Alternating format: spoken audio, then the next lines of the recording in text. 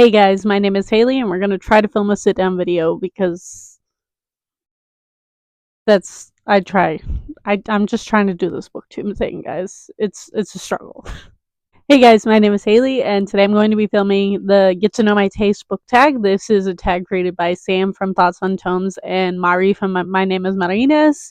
And I've meant to film it for the last 2 months and I haven't gotten around to it. So we're gonna film it today. Also, I'm so glad that I created this video because if you didn't, I don't know if I've ever talked about it. I'm sure I used to talk about her because I used to do a readathon all the time. Sam is one of the booktubers I've followed since like the beginning of my booktube journey, like upwards of how many years have I been here? 8 years. And she talked a lot in this book tag about how easy it was to find new booktubers and like people that you meshed with back in the day on booktube, and how it's become way more difficult with whether that's the YouTube algorithm, whether it's because of societal things, whatever it is, it's a lot harder to find people. I know that tags have like gone out of style or whatever. I'm glad that some of them are coming back because they also did Carrie's not too long ago and I really enjoyed that one. So I'm going to jump into this book tag and hopefully end up on the right side of booktube to find more people to talk to, because I feel like I've been in an echo chamber of no one. I'm just like yelling into the darkness, which is not how booktube used to be for me. I am aware that I took 2 years off because of like mental health and my life imploding, but I did not know it was going to be this difficult coming back, even though I've been back for like a pretty much a year now. The first question is, how do you rate books? And mine is literally just says by vibes. Mostly by like my emotions and my feelings and such. That's usually how I rate my books. I'm a very like emotion based reader. I'm not very technical. And I will say there's a big difference between a 5-star like romantasy and a 5-star like cutesy romance or a 5-star horror. Like those are all very different categories, and I could have a 5-star of each one, but I have a preference. But also, it's really hard to compare things in different genres for me. So, mostly vibes. Question number 2 is, how do you approach reviewing books? Again, vibes. I'm not very interested in like technicalities. Like if people will be like, "Oh, this book had really bad writing," it's really hard for me to notice writing unless the writing is either really bad or incredibly good. Like I will say a writer right off the top of my head that like two of them I really like. I really like Laini Taylor. I've always really liked hers. I don't always like flowery writing, but I do like hers. And I've also really always liked Frederick Bachman. So I can't even think of a book that has really bad writing off the top of my head, because usually if a book has really bad writing, I will notice it very quickly and just quickly DNF it. So there's that. Question number 3 is, what book made you a reader? It was.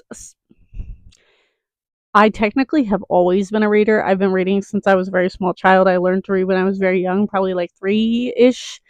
And I will say the series that must not be named, is in fact what got me and like every other millennial into reading. But in the interest of not mentioning it, because it shall not be named, I will be instead talking about how a book that I like reread and reread and reread, and that is A Wrinkle in Time by Madeleine L'Engle. I love this book. I didn't love the rest of the series. I will say that. I love the first 2 books. The other 3 were meh to me. And I also was a really big fan of Scary Stories to Tell in the Dark. So those definitely helped my reading journey and definitely got me into horror and sci-fi. That's for sure. Question number 4 is, do you have a genre niche? I want to say no, but the one thing that is always consistent with me tends to be horror of some kind. And I tend to switch off when it comes to other genres. Like I'll be in a mood for stuff. Like I usually don't read romantasy or like high fantasy and sci-fi and romance at the same time. I usually am reading one or the other, but horror tends to always be in there. Question number 5, do you generally prefer character driven or plot driven stories? Generally plot driven. I need a plot. It is very rare for me to enjoy a book that is like character driven, although like I do like really good characters. I need some sort of plot. Question number 6 is, what is a book that you love so much that you don't care if others don't like it? And I put 2 authors apparently, but basically anything by H.E. Edgman or Andrew Joseph White. So my favorite Andrew Joseph White is A Spirit Bears Its Teeth. I've been screaming about this book since I read it last year. And then my other for H.E. Edgman, even though they have a new book coming out this month or next month, and I'm so excited about it. But my favorite of theirs is Godly Heathens, which was my favorite book of last year, if you didn't hear me talk about that. So I've never heard anybody else talk about either of these books. I think I've heard of one other person on Bookstagram talk about A Spirit Bares Its Teeth, and that was about it. And I fear that they're severely underhyped. Question number 7 is, what is a book that you love so much that if someone doesn't like it, you know your reading tastes probably don't align? For me, I had on here Laini Taylor is one. Stranger Dreamer was one of my favorite books of all time. I also really loved the Daughter of Smoke and Bone trilogy back in the day. I need to reread it. And I also had the Bone season on here. And like back in the day, I was always like, oh, I get why people don't like this a little bit. It's kind of complicated. But there were people that were literally ripping the Bone season to shreds back in the day. And I think it got so bad to the point that that's why Samantha Shannon rewrote it. And I haven't read the updated ones. I really want to go back. I will probably get them on ebook for several reasons, but I wanted to reread the series because it was my favorite thing of all time. I love Paige and Warden, and I really beefed with people who did not like that series back in the day. And then a newer one of mine is a very underrated one. I've never heard anybody talk crap about it because nobody knows what it is, and that's Criminal Intentions by Cole McCade. I fell in love with this series. I don't think it was even last year. I think it was 2023. God, was it that long ago? But it's a, and this is where I lose people, it's a cop drama. And people go, oh, propaganda. And I go, no, you don't understand. It is two gay men, one who is Korean and one who is also like a divorced, I believe he's Jewish man who like he has it's a whole thing, and it deals with racism. It honestly takes down a lot of the propaganda that we've been fed, especially in America, with shows like NCIS and Law and Order and stuff, and cops are the good guys. I feel like this battles with that so much, and it deals with a lot of things with sexuality. One of the main characters is demisexual, and it is the best demi representation I've ever seen in my life, and I want to scream about it to the rooftops to everyone because I feel like nobody has read it. Granted, there are 29 books, and I understand why people haven't finished it. And I really want Cole McCade to finish the series, but if somebody came up to me and was like, I hated Criminal Intentions, I would be like, we can't be friends, I'm sorry. Especially since nobody knows what it is. I would be extra weirded out. Question number 8 is, what's in your trash pocket? Okay, books, tropes, themes that are bad, but you love them anyways. Mine is fake dating. Pretty much always. I love fake dating. I love Only One Bed. Only One Bed will always get me, and then a feisty female main character. Do I think they're annoying sometimes? Yes. Do I love them? Yeah. Also, yes. Question number 9. Do you have any deal breakers in books? Yes, I have 2 that I, especially within the romance, can't do them. Pregnancy trope, especially the, what's it called? Unexpected pregnancy. Surprise pregnancy. That's what it's called. That trope. Hate it.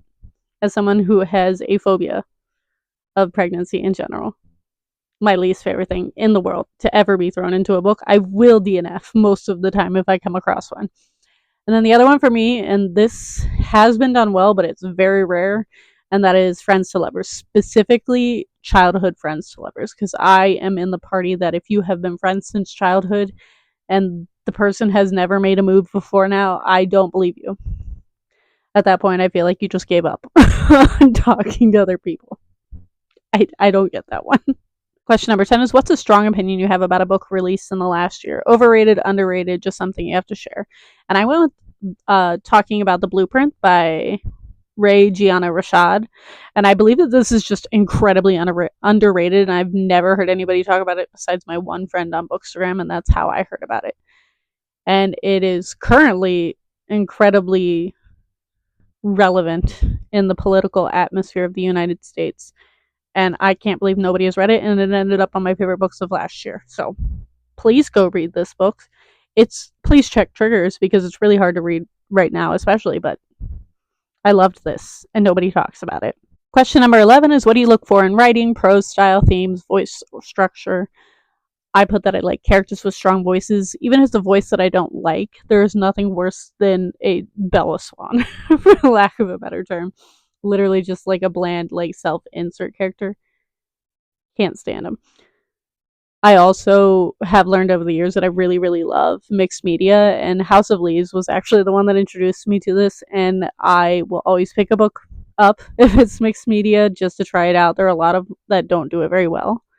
I think House of Leaves and what's it called? Night Film and even Illuminate, all of those do it perfectly, and I highly recommend any of those when it comes to mixed media.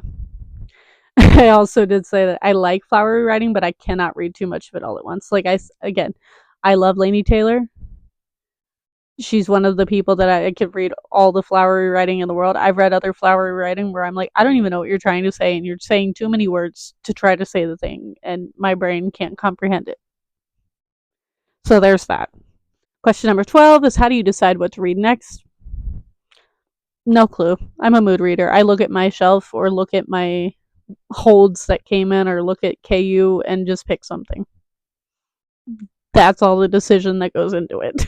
Question number 13 is, where do you get your inspiration for your booktube content? Honestly, I watch at least half, if not more, of what I watch on YouTube is booktube content. It has been for the last like 10 years, even like several years before I made my own channel. So I watch so many booktubers.